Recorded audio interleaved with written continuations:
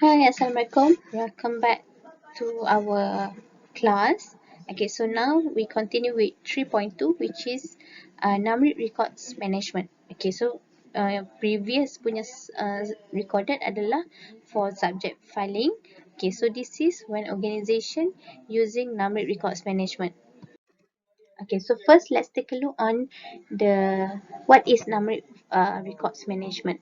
Okay, so Numeric is a system for arranging record based on number. Okay, so when the organization using number for their filing system, then we call as Numeric records management. Okay, it is good for organization to keep records confidential, which is people will don't know the information inside the file when looking at the number, so it can keep the information confidential from others. Okay, and then it also can it is easily if we want to expanding the file. Okay, so senang untuk kita expand the file because number is unlimited. Okay, so we can just add on new file with a new number. Okay, in numeric filing system, they have consecutive numeric. Okay, so consecutive numeric is number record are arranged in ascending number order, which is from lowest to highest. Then we call as consecutive numeric. Okay, numbers follow one after another without instruction. Okay, which is kita follow one another number without instruction. Okay, and index must be referenced to locate a number records. Of course, when we are using a numeric system, then we must have index to make sure we put the record on the correct number. Okay, which is kita tak nak lah, which is cardboard. Satu tu mungkin kita arrange file within 1 until 10. Okay, so we need to have that index to make sure we put the file according to the consecutive numbering, which is from lowest to highest. Okay, next let's take a look on the component and supplies needed when we are using numeric filing system.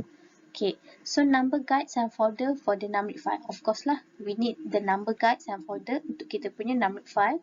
Okay, and then alphabetic guide, which is for folder for the general alphabetic file, which is kita kena ada juga alphabetic guide, which is nak represent kan number 1 tu adalah untuk apa sebenarnya.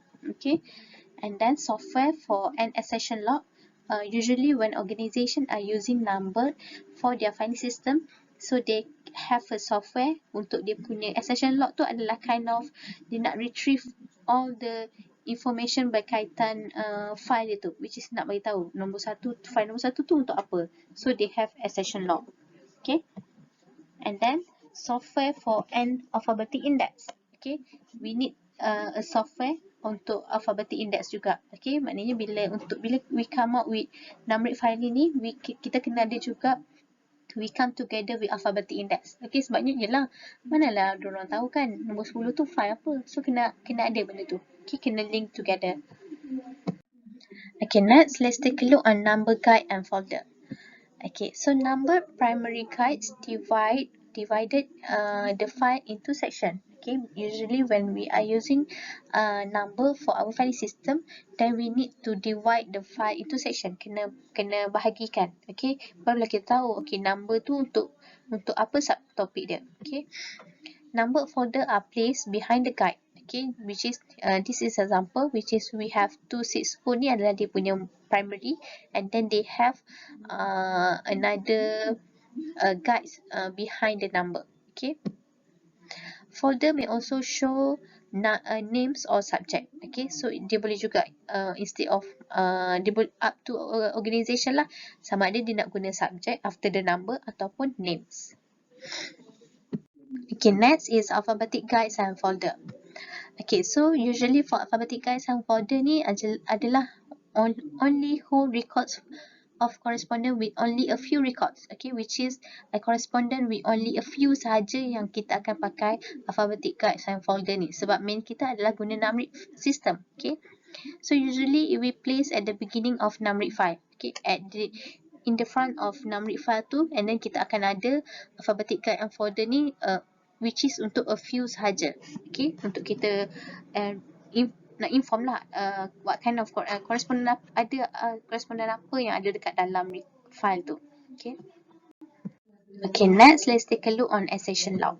Okay, for accession log is a serial list of number assigned to record. Okay, so kena ingat macam saya kata tadi, accession log tu adalah list of record yang dia ada tu. Okay, so sebab tu dia kata list of number assigned to record and it includes the date of assignment. Okay, which is tarikh bila record tu telah di-create. Okay, it indicates the next number to be assigned. Okay, so from this accession log, we can assume the next number for our new file kita boleh dah terus estimate lah. Okay, which is contoh dia sampai sini 528. So mungkin next file adalah 529. So kita boleh nampak okay from accession log. Okay, so last is alphabetic index. Okay, so untuk alphabetic index ni adalah a reference to a numeric file. Okay, sebagai reference untuk kita punya numeric file. If we organize alphabetically, okay, usually kita akan organize alphabetically used to find the number assigned to a name or subject. Okay, so instead of it help us to find the number yang kita assign mengikut subject tu.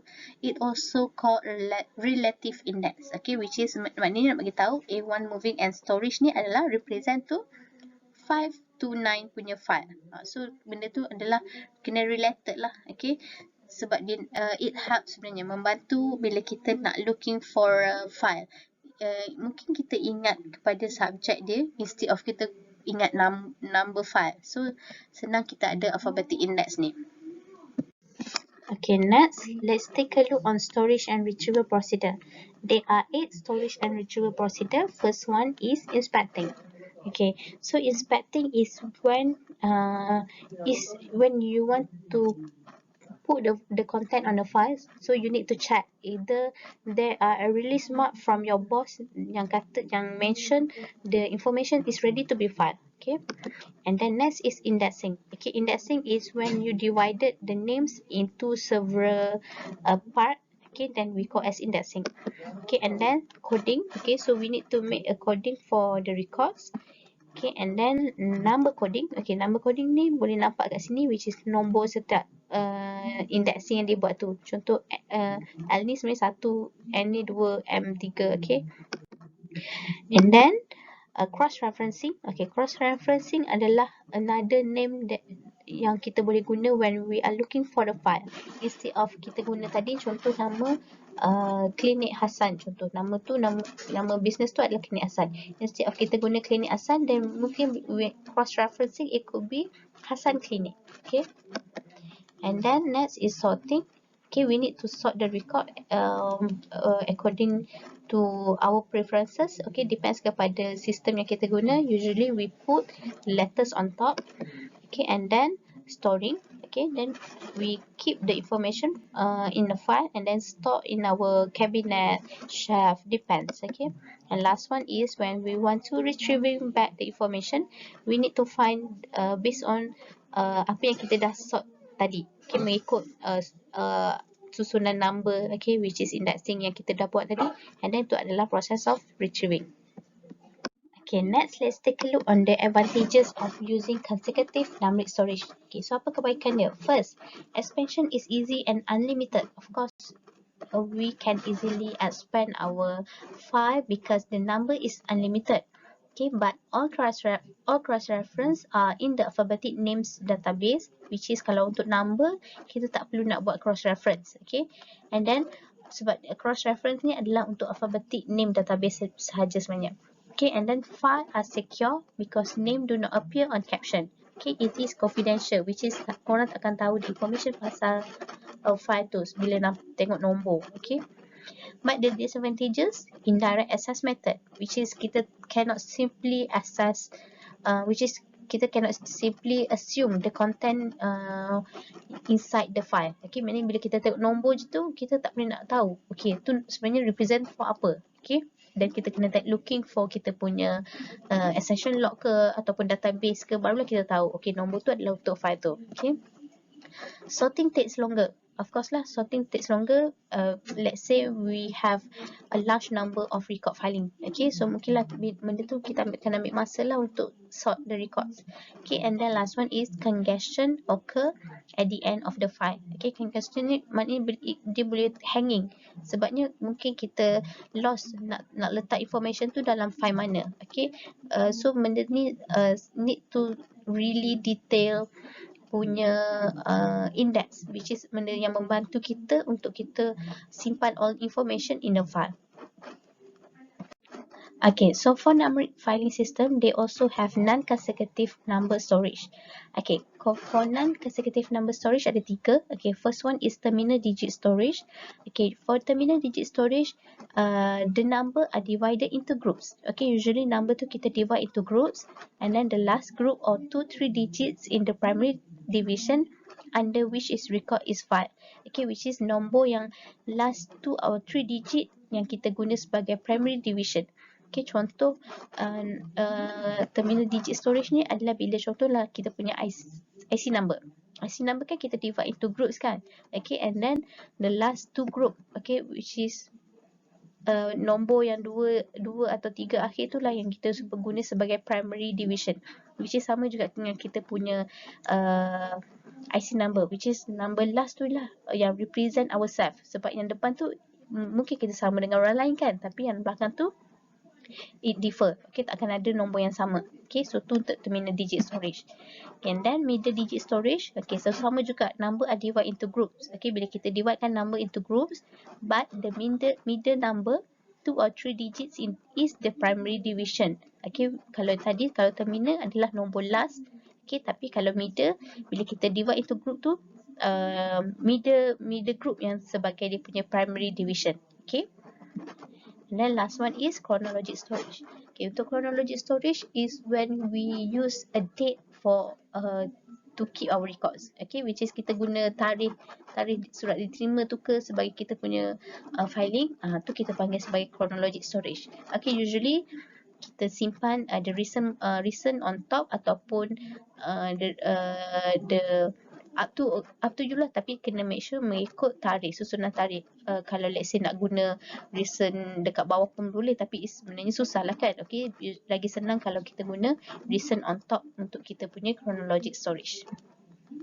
Okay, so instead of having consecutive numeric filing, okay, for numeric coding system also ada cara lain, okay, which is kita boleh guna block numeric coding. Okay, for block numeric coding, when the organization block certain number for a certain subject, for example, number 1 until 10 for administration file, tu bila kita dah block, which is untuk finance tak boleh lah ambil nombor 1 sampai 10. Tu contoh dia, block numeric coding. Okay, and then duplicate numeric coding. Okay, duplicate numeric coding adalah when the number have a slash come together with the number. Okay, bila dia ada slash tu adalah duplicate numeric coding. Okay, and then decimal adalah perpuluhan. Okay, bila nombor tu ada dia nombor titik-titik dia, which is usually kalau number with duplicate numeric coding ni bila dia ada subfile. Okay, then kita panggil sebagai decimal numeric coding. And last one is alphanumeric coding. Okay, alphanumeric adalah combination of alphabetic and number. Okay, we come together untuk kita come out dengan kita punya filing system. Okay, so this is example of alphanumeric coding, which is okay, MGT 01. Okay, so tu alphanumeric lah. Okay. Okay, last is database for numeric storage.